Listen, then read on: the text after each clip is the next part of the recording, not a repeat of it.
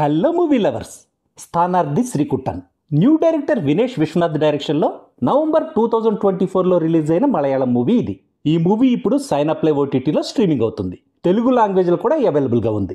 Class రూమ్స్లోని front bench, back bench అనే regular సీటింగ్స్లో చేంజెస్ని తెస్తూ నో బ్యాక్ బెంచ్ అనే కాన్సెప్ట్తో స్కూల్స్ని ప్రభావితం చేసి వార్తల్లో నిలిచిన ఈ మూవీ ఎలా ఉందో ఈ రివ్యూలో చూద్దాం. ఇదొక coming of age comedy drama. 2 hours 15 minutes duration ఉన్న ఈ మూవీని మీరు మీ ఫ్యామిలీతో కలిసి కూడా చూడొచ్చు.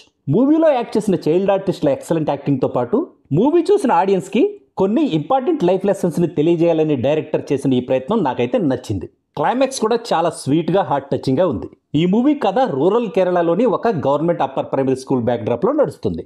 శ్రీకుట్టన్ అనే బ్యాక్ బెంచ్ స్టూడెంట్ అంబాడి అనే ఫ్రంట్ బెంచ్ స్టూడెంట్కి పోటీగా స్కూల్ ఎలక్షన్స్లో ఎందుకు నిలబడతాడు, ఆ ఎలక్షన్ తన లైఫ్లో ఎలాంటి అన్ఎక్స్పెక్టెడ్ మలుపుకు దారి తీసింది, స్కూల్ ఎలక్షన్స్లో చివరకు ఎవరు గెలిచారనేదే ఈ movie basic story. Class room discrimination గురించి, డెమోక్రసీ గురించి, ఈక్వాలిటీ గురించి, హ్యూమానిటీ గురించి డిస్కస్ చేసిన ఈ మూవీ ఒక పక్క ఈ మూవీ చూసిన ఆడియన్స్ని ఆలోచింపజేస్తూనే మరో పక్క వాళ్ళ ముఖాల్లో చిరునవ్వుని తెప్పిస్తూ వాళ్ళ హృదయాల్ని కదిలించేలా ఉంది.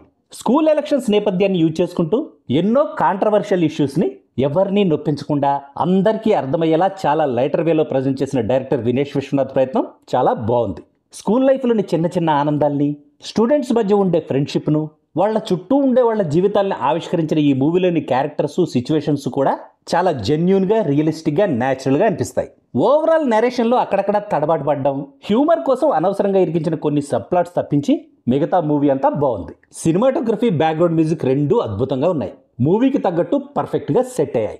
మూవీలో యాక్ట్ చేసిన చైల్డ్ ఆర్టిస్టులంతా తమ యాక్టింగ్తో అద్దరగొట్టేశారు. శ్రీకుట్టన్గా శ్రీరంగ్ షైన్ యాక్టింగ్ చాలా మెచ్యూర్డ్గా ఉంది. అంబాడిగా అభినవ్ యాక్టింగ్ కూడా వండర్ఫుల్గా ఉంది.